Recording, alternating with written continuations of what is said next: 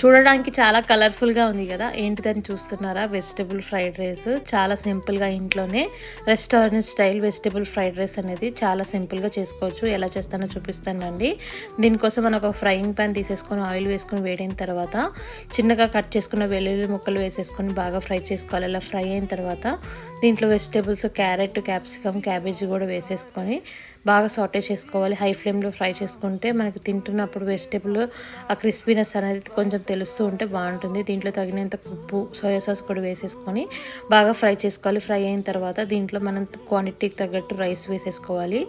Rice proportions చూసుకోండి. Rice quantity తక్కువ ఉండి వెజిటబుల్స్ ఎక్కువ ఉండేలా చూసుకోండి. అలా వేసేసుకొని తగినంత కారం కూడా వేసేసుకొని హై ఫ్లేమ్‌లో బాగా టాస్ట్ చేసుకుంటే రైస్‌కి ఆ స్మోకీ ఫ్లేవర్ వచ్చేసి చాలా బాగుంటుంది. ఒక్కసారి ఈ విధంగా ట్రై చేయండి.